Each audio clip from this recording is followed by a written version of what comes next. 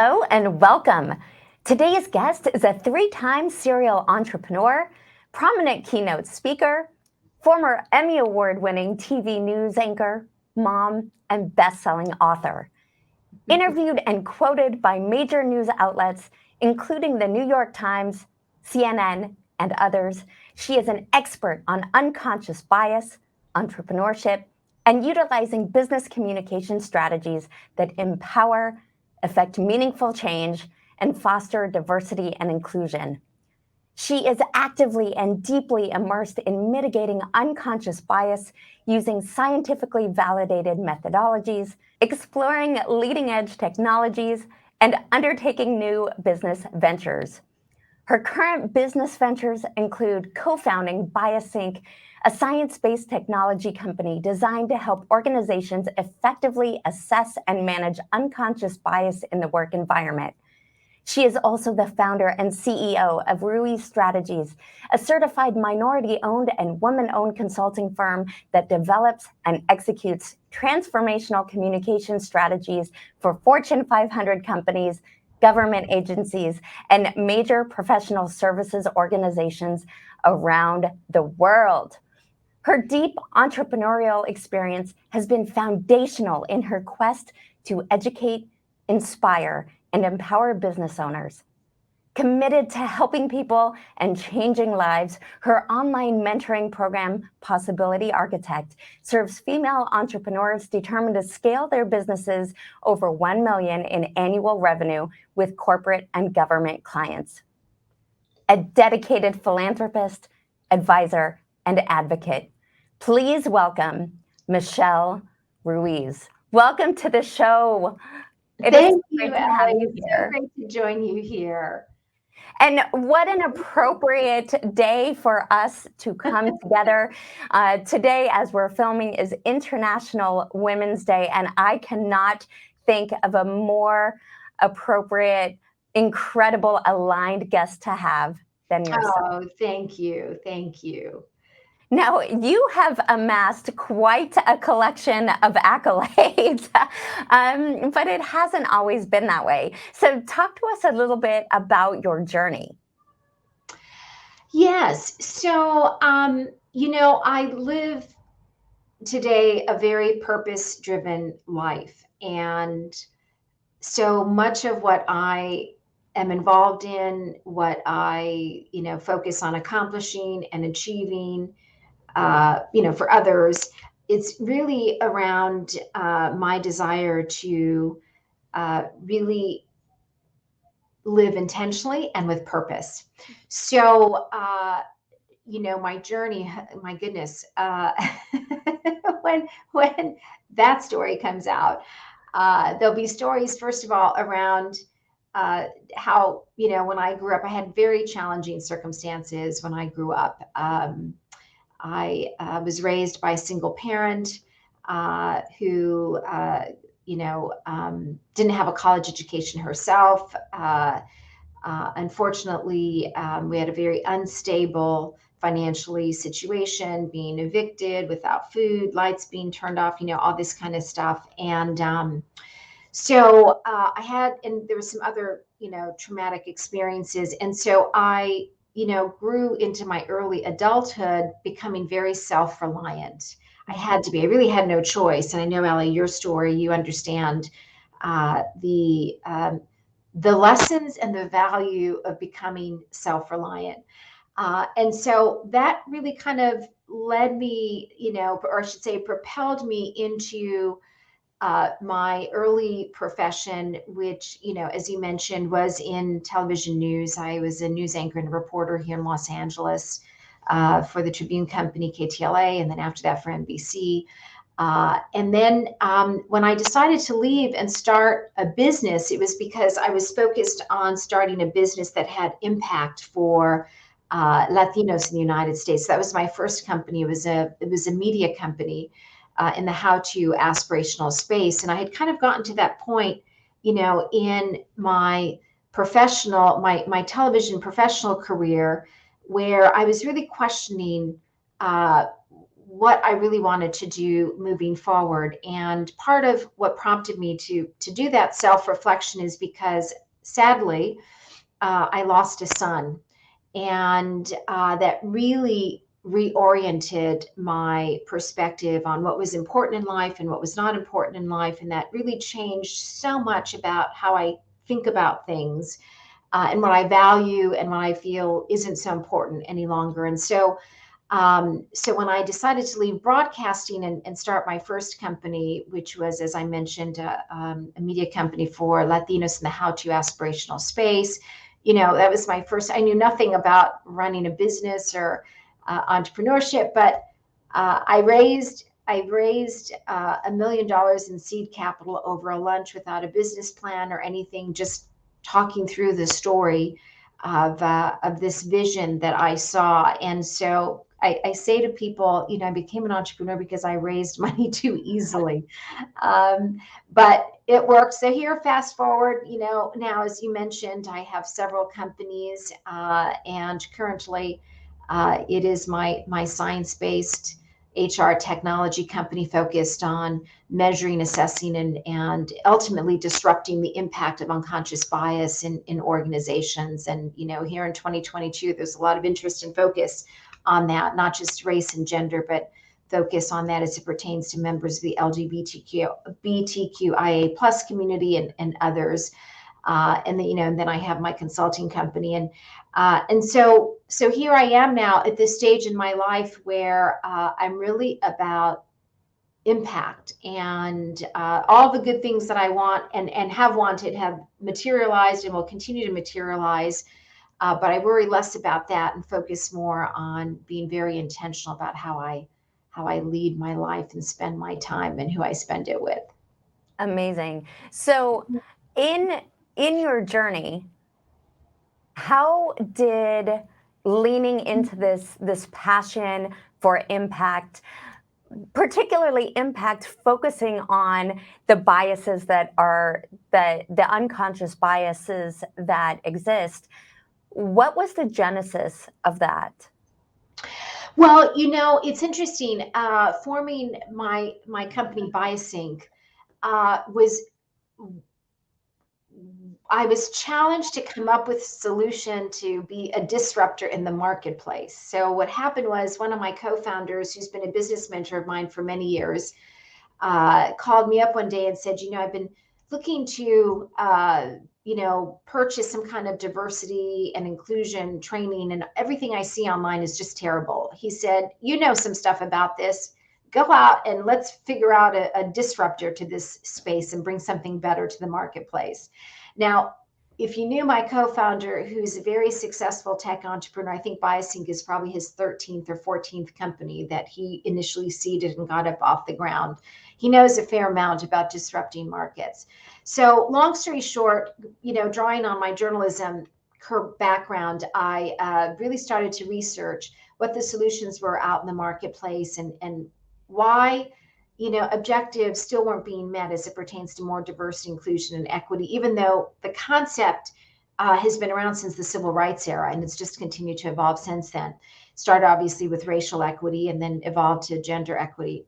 So when he kind of challenged me to go out and figure it out and come back, that's what I did. And then I realized that the reason why many companies are not achieving these objectives is because the root cause is unconscious bias, and companies either not knowing that and therefore not focused on it, or not having the right kinds of solutions to address it.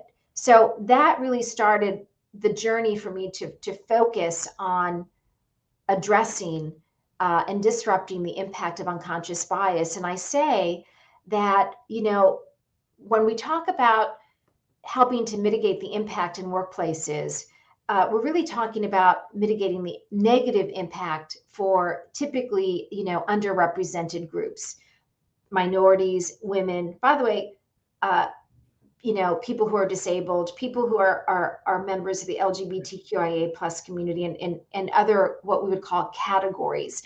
And in particular, as it pertains to women, I often talk about, when we can disrupt the impact of unconscious bias, we're changing people's equity outcomes in the workplace. And when we change their equity outcomes in the workplace, we're changing their family equity outcomes. And when we change that financial piece on the family side, then we're impacting the generations that come after. So it's really significant work. It's not just about mitigating the impact of unconscious bias. It's much bigger, broader than that. And so to your question, Ellie, about leaning in, I couldn't be more pleased and happier and proud that we're focused on this because of the bigger, broader impact. And of course, now we live in this world in 2022 where the world is focused on, the diversity, equity, inclusion, and equity in particular. Absolutely.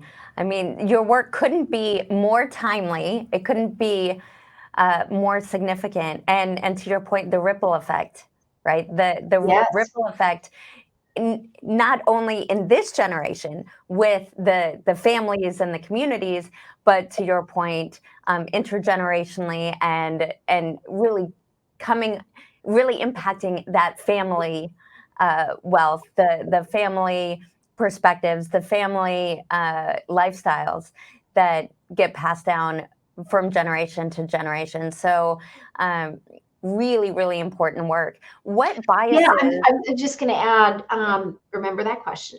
Yeah. I'm just going to add that, I had clearly have experienced bias throughout certainly in broadcasting. I can only hope it's better, but, it was not, I'll just give some very simple examples. When I was in television news, it was not uncommon for women news anchors to be paid less than male news anchors. And the system perpetuated that. And contractually, you couldn't even talk about wages. And that's a way to keep, inequities in pay. But by the way, it's not just the pay piece. The research shows that people watch television news and will make a decision about watching or not watching based on the female anchor, not so much the male anchor. So what I mean by that is, so the women news anchors play a very important role in terms of viewers watching, but yet from an equity perspective, the male anchors are paid significantly more. And I knew that, but it was kind of the state of the business, and there wasn't really much that you could say. I'm assuming that there's been a lot of progress in that regard. But the other piece to that is I've also experienced racial bias, and I've also, I've experienced that in business. I've experienced it in different cases, but now I'm much more aware and alert to it, obviously, because of having started biasing, and have, for the most part, figured out how to recognize it when it's happening, and two, how to address it. So let's talk about some practical tips, because you're not alone. You're not alone in people who are experiencing gender bias or bias based on their religion or their sexual orientation or their cultural background or their nationality.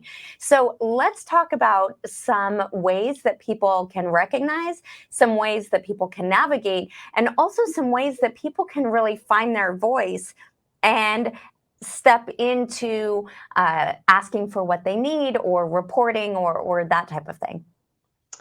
Yeah, so, I'm going to focus my comments mostly on interacting in daily life externally, not internally with family members or friends, but just externally based in our jobs and, businesses.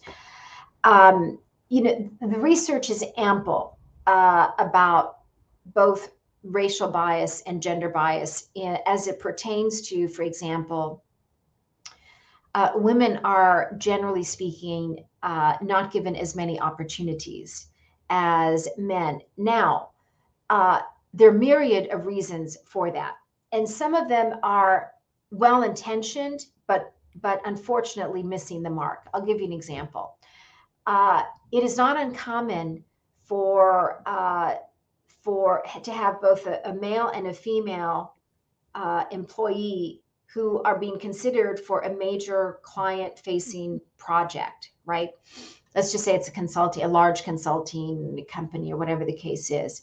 And the leader, the manager, or the executive making the decision about which of the two individuals to assign as the lead on this big major client, project, that person could be taken into account. Oh, she has children, she has a family, her kids are younger, they probably need her.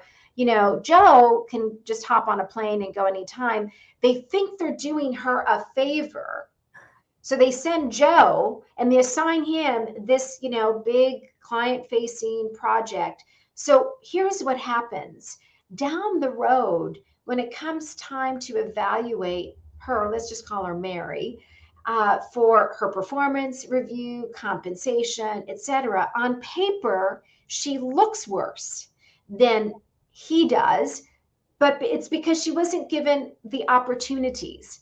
And that happens a lot. And unconscious biases are really about stereotyping. And again, when we talk about unconscious biases, this is not intentional behavior. This is our brain making snap decisions, snap judgments, often based on stereotyping, and not almost always not fully cognizant of the impact on either a particular individual or groups of individuals.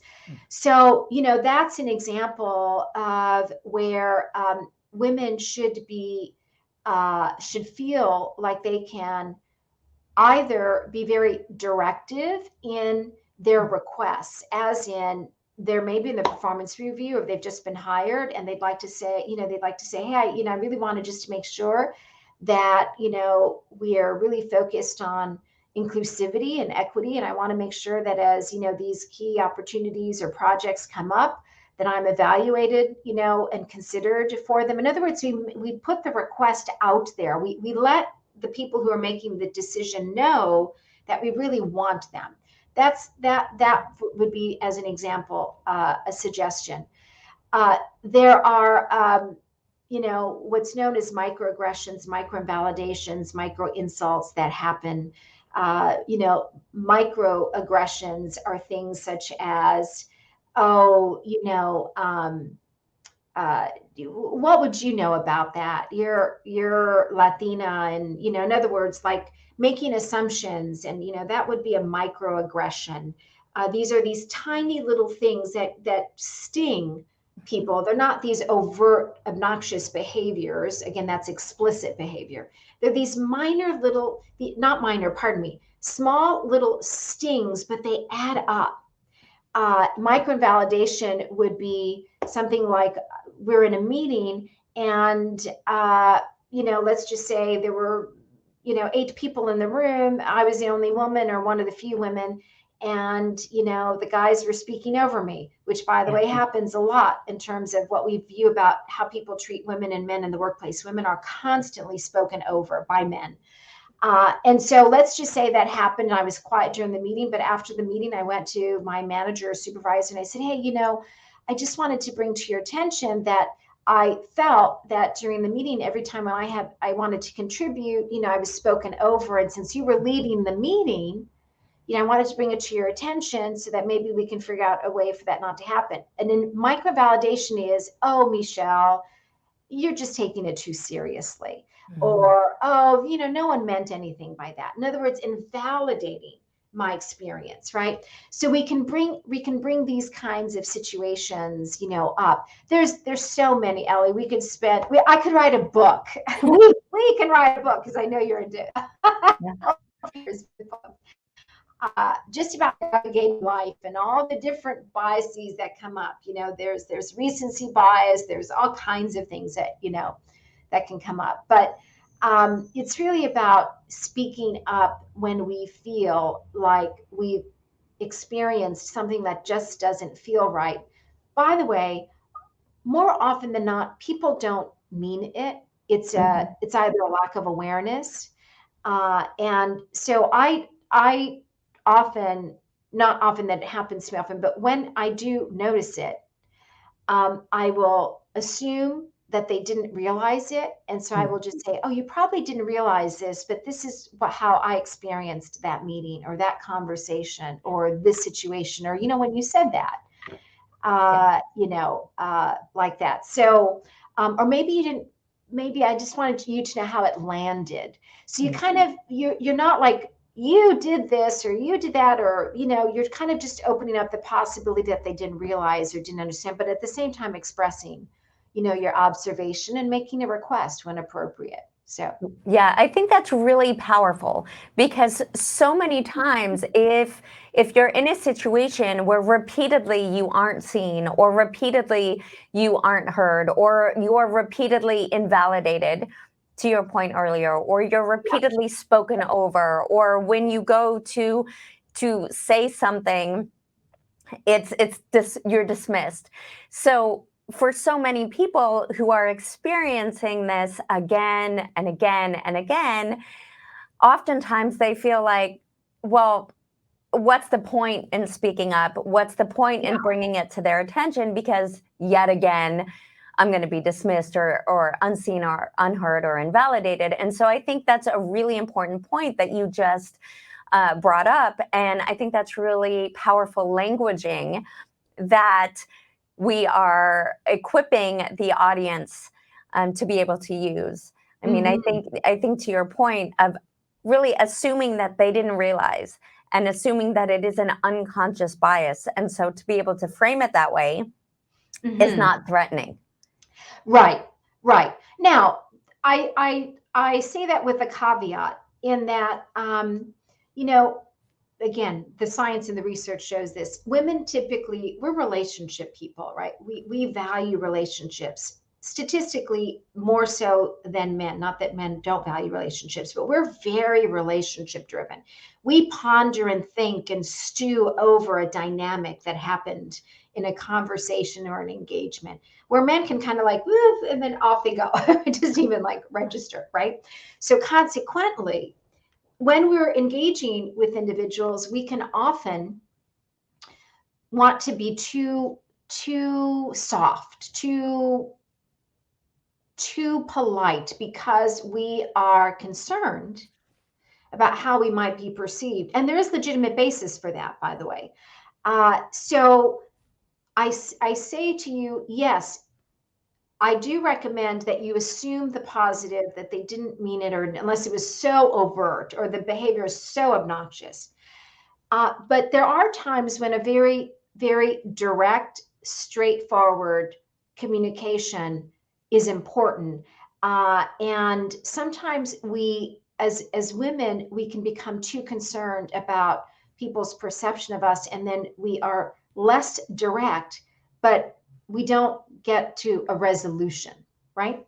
So there are times when it does make sense to be more direct and very specific about what occurred and what you'd like to see or what you'd like to not see happen, in the future. So I just say that because that also sometimes comes into play. Absolutely. So in those moments where it's important to be direct, those would be the instances where it's, well, in the meeting, I felt unseen, or, I don't appreciate being spoken over. We've discussed it previously, and I don't feel like we're having a resolution. The situation isn't changing. The behavior is continuing to happen. Are those the kind of examples that you're referencing? Yeah, especially if you brought it up before, you would say, and my request is that next Tuesday at our weekly meeting, I ask that you be paying attention and aware. And if you see myself or another woman being interrupted, that you actually step in and say, oh, so-and-so, let's stop. Let's let her finish what she has to say. I'm really interested. I really want to hear what she has to say. Let's just stop. Let's not interrupt her. Yeah. So there are times where you need to be very specific and direct about your request. So yes, that would definitely be, a situation like that. Yeah. And I think that's a muscle that as women takes some development for us. I mean, so often we don't ask for help. So often we don't speak up for really our needs, our wants, our expectations. And so I love that this is something that we can actually practice. It is a muscle that we can develop in all areas of our life as we as women really find our voice, stand in our power, and feel empowered to speak, to ask for what we want, to be clear in our communication, and to set boundaries. For sure. And even on the personal side, direct communication. I felt this, or I feel this, and I need this goes a long way. Absolutely. I mean, no one's a With the mind right reader. person. Yeah, no one's a mind reader, right? Right, So exactly. being Exactly. clear with what we need and want. Now, you are a mentor to so many. We spoke earlier about really leaning into this life of purpose and this life of impact. And you have really stepped into this transformational leadership space, this thought leadership space, and are there for so many women. What's the true genesis of that? Did you have mentors that you looked up to, or are you the mentor now that you wish you had? Oh, good question. Actually, both. I, you know, I didn't have, I certainly had individuals looking out for me outside of my immediate family in my childhood and young adulthood. A teacher stands out in particular who, really paid a lot of attention to me in high school, a high school counselor, et cetera. And, uh, but to your point, I didn't really have the knowledge, wherewithal, or the um, confidence, candidly, to ask for support and help. I remember in my early 20s, I put myself through college. I worked and paid my way through, and it was not easy. It was not easy. So I was shouldering a lot, and I didn't really know where to go for help. I didn't know how to ask for help, and those kinds of things. And then because of my very unstable childhood, I certainly had a lot of confidence issues and things like that. And then as I became wiser and life experiences, and I got married and had children, and as I mentioned, I lost a child, and uh, then I became clearer about asking for help. And then as I then became an entrepreneur, then I realized, oh, I'm going to need business mentors to scale and grow. And so I did identify a couple of women business owners who have had at the time and continue to have very thriving, robust businesses. But I also have men mentors as well. And I think that's important because one, it is important to have women, as women, it's important to have women mentors because, especially as business owners, because there are challenges that we face that you can't really talk with a lot of people. And so you want to have people that you can talk through issues that are coming up, or challenges that you're having, or concerns that you may be, whether it's an HR issue, an employee issue, or, who knows, whatever the case. These aren't things that you can be talking to your employees about, or scaling, or it's or revenues going down, things like that. But also important to have male entrepreneurs. In other words, diversity amongst your mentors. I meant to say male mentors, not male entrepreneurs. Yeah. And diversity in your mentors is good because there's also, learnings that you can learn from them. So while I think group constructs are important, it also is very important to get out of our various group constructs. So the second part of your question is that the mentor I wish I had.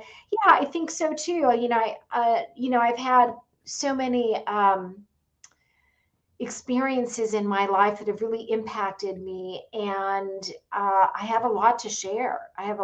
Which is really the genesis of my program, Possibility Architect. And by the way, I didn't come up with that name. I was meeting with a dear friend of mine who is also a mentor. And he said to me one day, we were talking, he said, Michelle, you know what you are? You're the Possibility Architect. And I looked at him, his name is Mark, and I looked at him kind of puzzled, and he said, you've architected all your opportunities in your life. You're the one who architected them. I'm like, oh, I kind of thought about it, and he was right. He's a psychiatrist by training, and so I'm sure there was some awareness piece there too. And so that's really kind of what prompted me to zero in on how can I help and mentor women. Well, I get asked also by men too, but in particular in the entrepreneurship space. But I have several businesses, and one of them is investor backed, and so I need to figure out scale. Like, how can I mentor and scale? Right? How can I mentor as many people as possible? But I can't do it necessarily one-on-one. My investors expect that I'm focused on the growth of the company and hitting all those milestones and things like that. So that's really the genesis of my Possibility Architect program. And there will be a book coming under that title too. I can't wait to read it. So with all the different mentors you've had, what's the best advice you have received? Okay. So I'll tell you, on the business side, as an entrepreneur, as a business owner, the best advice I've received is hire slow, fire fast. Wow. Because on the business side, a bad hire can cost the company a lot. So when you see signs that someone's a bad hire, you just fire fast. And sometimes it gets so committed to a path, and therefore a path of the person, because we've invested so much, right? We recruited them, we've interviewed them, we hired them, we've trained them, and all this kind of stuff. And 3-4 months, maybe even sooner, 2 months into it, we're kind of seeing, this really isn't panning out the way we want it. But we think about everything we went through. Can we continue to work with the person? All that kind of stuff. And at the end of the day, or maybe it's a performance issue or a culture issue with that person. It ends up costing you as an employer, you as a CEO or a president of your company, a lot. So that's the greatest business advice I've received. On the personal side, the greatest advice I have received is, and this ties to resiliency, is sometimes when you're going through things, again, I'll use the example of losing my son. The science, the research shows that that's the greatest loss any person can experience, more so than loss of a parent or the loss of a partner or a spouse, because it's the loss of a future. No one expects to outlive your children. And I learned through the most traumatic experiences that there's always something there that can help you become more resilient, or there's something there that can make you a better individual. And so if you can look at it that way, not to dismiss or discount the traumatic experience or the terrible, situation, but there's often some good for you personally as a person, how you evolve, how you develop, how you see the world, that can actually contribute to your growth as a person. So I would say that looking at how these, difficult circumstances have made me more resilient, have more capacity, more empathy, those kinds of things. And staying focused on that. Yeah, absolutely. Tony Robbins likes to frame that as training yourself to know and recognize that life happens for you. Yeah, and right. my friend Maya Camarota, she builds on that, and I love her take. She says, life happens for you, through you. Yeah. And it is through these experiences that we have, the events and circumstances of our life, that when we can learn to find the good, to find the lesson, Yes. to focus on that, to focus on the growth and the opportunity. And, Lisa Nichols likes to say, sometimes the best gifts come wrapped in sandpaper. And That's a good, I'll have to remember that. I'll yes, have to remember that. I agree. yeah, I agree. I agree. yeah, I often say I never would wish the experience of losing a child on anyone. yeah. However, having had that experience, I am such a more conscious, better individual as a person. So, so I appreciate that. Yeah, I mean, to your point earlier, that was such a pivotal moment that allowed you to take stock, to take inventory, and to reprioritize your Mhm, life. So in mhm. that moment, your entire life shifted, and it set you on this path, the path of impact, the path of purpose, the path of really being present, of reprioritizing what's truly important to you. And now you've had all of these true moments where you're present and you're experiencing each and everything to the fullest. I certainly try. Yeah, Much better at it today, yes, than I've ever been. yeah. So we've touched on some lessons that you've learned along the way, and we've touched on these amazing uh, things that your mentors have shared. But what's something that you wish someone had told you that you had to learn the hard way? Mm. um, that I had to learn the hard way. Yeah. So the first thing that comes to mind is looking at situations that come up on a daily basis and using the criteria to evaluate the significance of this. In other words, while in the moment in time, it may be aggravating, upsetting, whatever the situation is. But will this matter, 5 weeks from now, or 5 months from now, or 5 years from now? And when I learned that later in life, I thought back, wow, if I had had that, pearl of wisdom much earlier in my life, I could have saved myself a lot of grief.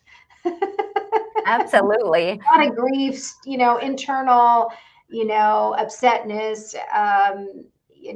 questioning, all kinds of anger, hurt, who knows?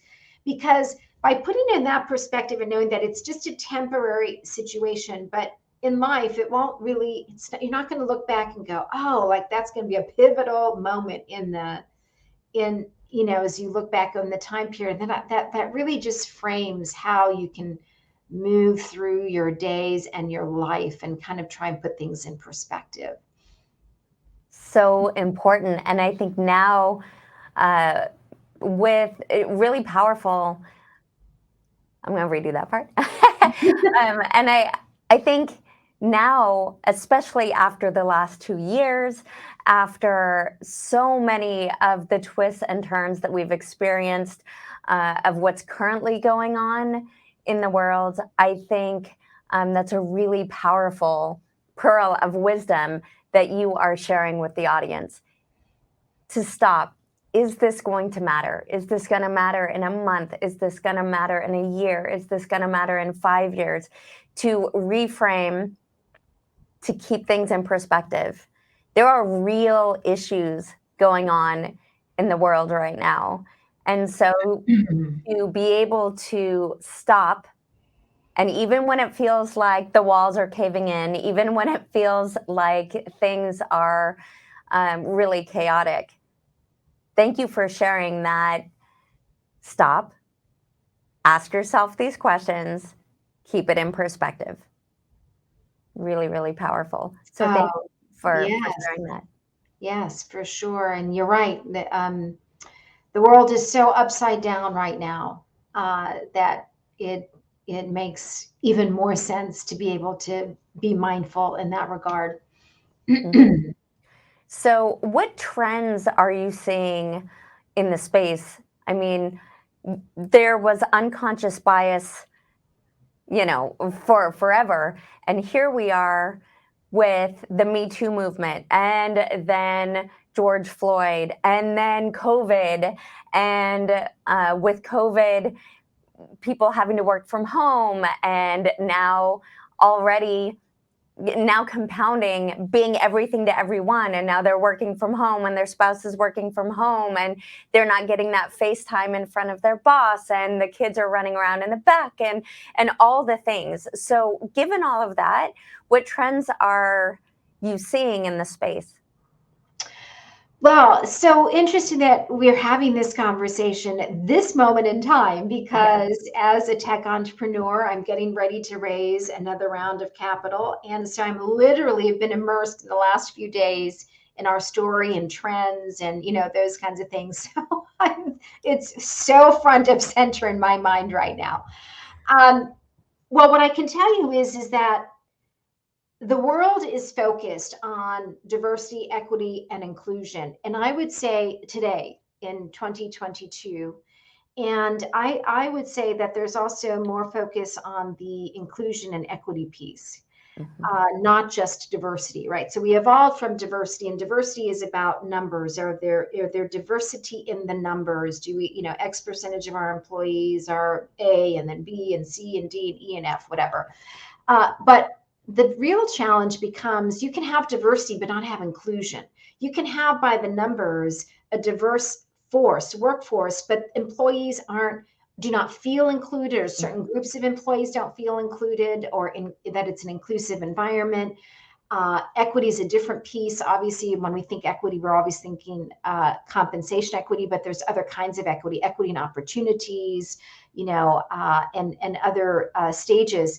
And what the research has shown today, I'll give you a couple of pieces of information. This great resignation that we're hearing about, right? Employees leaving the workforce in greater numbers than they've ever left. Not just, well, certainly during the pandemic, but even still, many of them have left because of their perception that they've worked in a toxic environment. And the pandemic really brought that up more so than before. And often the toxicity is directly correlated with lack of inclusiveness and lack of focus on diversity, equity, and inclusion. So what we're seeing in trends is that employers are much more focused on it, not because it's a good thing to do. There's some real financial economic impact to employers who are not focused on it. When you're not focused on DE&I, and now, by the way, in the federal government's using A, so diversity, equity, inclusion, and A for accessibility, or ability. Some might say the A is ability, but in the federal government, they use it as accessibility. It promotes, it impacts productivity. It impacts retention. It certainly impacts recruitment. It creates reputational issues. And this research has been around for a long time, that more diverse, inclusive environments lead to greater innovation. So it has a very direct correlation to profitability, bottom line, and innovation. So this is no longer a nice to have, or a good thing to do. The other thing is you have states that are now mandating, looking at this. And by the way, we're pleased to see, as the world is focused on more diversity, equity, and inclusion, there's also more focus on the role unconscious bias plays. Unfortunately, that is something that we've been focused on even before the pandemic and George Floyd. in and around the time of the Me Too movement. And so unconscious bias is at the root of why a lot of these challenges are occurring. And now you have states and the federal government mandating unconscious bias training, because the headline is unconscious bias kills. So what do I mean? If you look at the outcomes for people of color in the legal and judicial system, that's not a stretch. If you look at the outcomes for women and people of color in healthcare, it's not a stretch to say unconscious bias kills. The research is there about the inequity and the poorer outcomes for women in certain circumstances and people of color. By the way, there is a known bias called socioeconomic bias too. It's not just race, gender. I mean, there's many biases. There are many biases that come into play. So the overarching trend is that the world is focused on this. We're seeing compliance become. We're seeing it as part of compliance more and more. We're seeing, you look at the diversity roles and the uptick in hires at companies. It's like grown by 300% just in the last 18 months. So that's obviously a direct result of the murder of George Floyd, the Black Lives Movement, and the growing awareness about the inequity for people of color.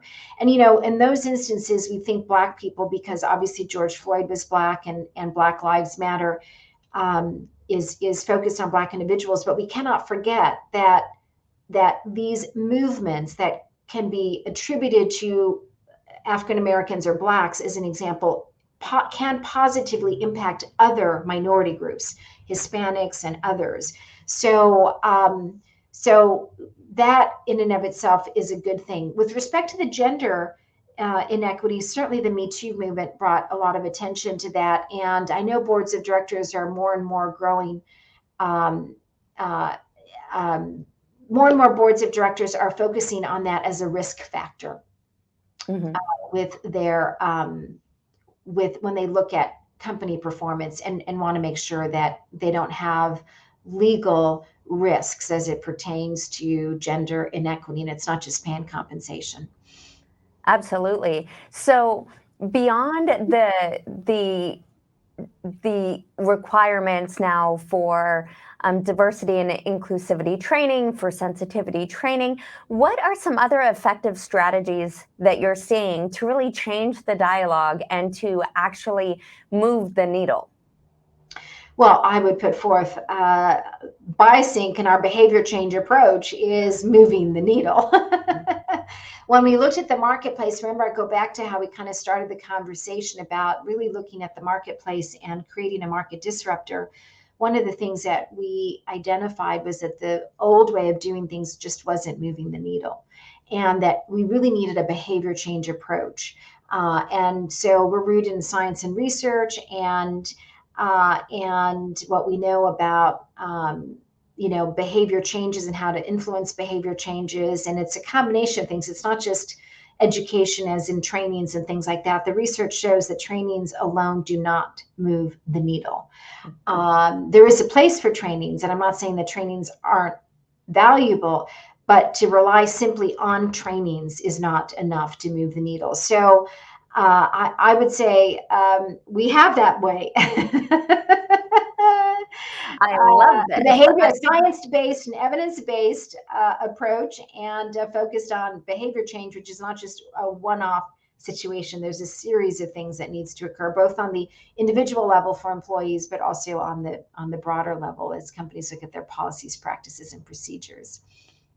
Well, amazing. And, as we've talked a lot about really how you pour into the world, how you serve, how you live this life of purpose and impact with BioSync, with your consulting firm, with Possibility Architect, with all of the incredible people that you mentor and all of the lives that you change.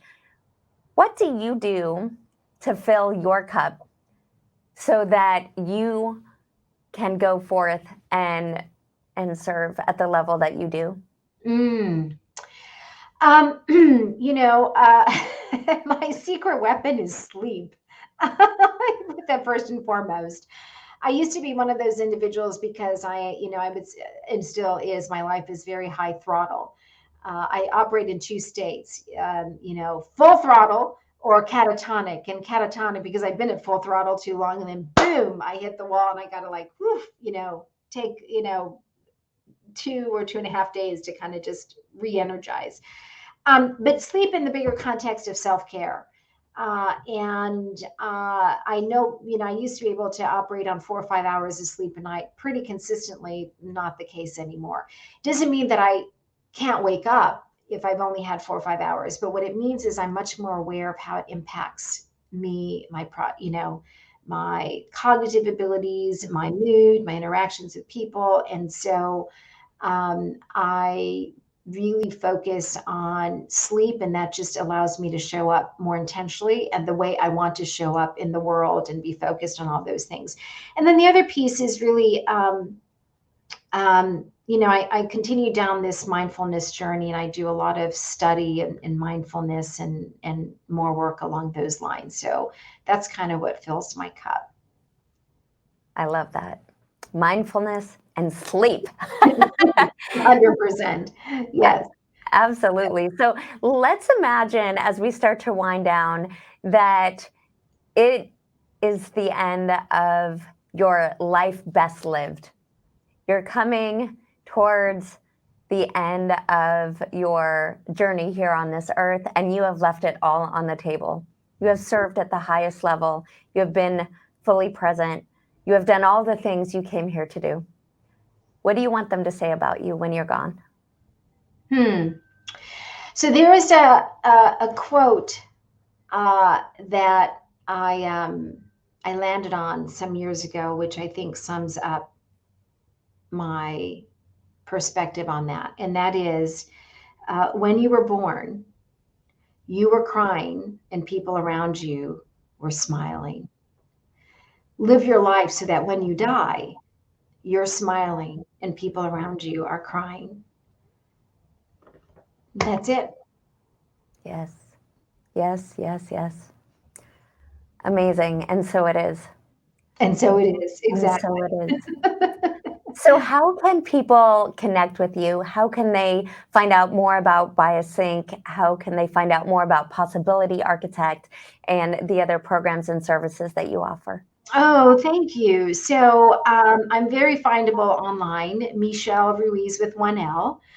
So I have my own website. I'm on, all the major social profiles. My company, Bias Sync, BIAS, bias, and then sync, because we all need to be in sync around mitigating the impact of unconscious bias.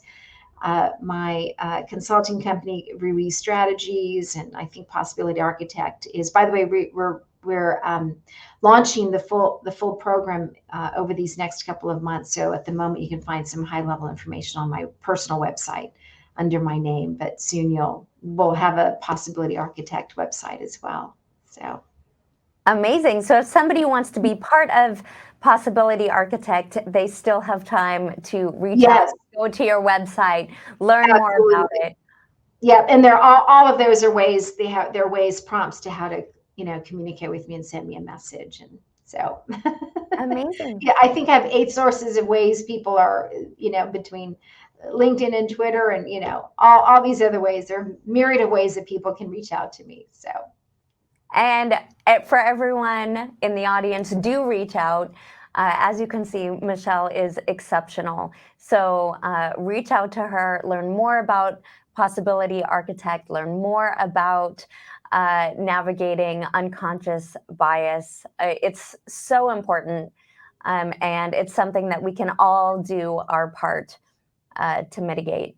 So thank you so much for being here. Thank you for the work that you do in the world. Thank you for the way that you show up. Thank you for the lives that you change, not only for today, but for tomorrow. Thank you for your commitment to such critical work, and for how you pour your heart and soul into living every single day as a force for good. Oh, thank you. Thank you.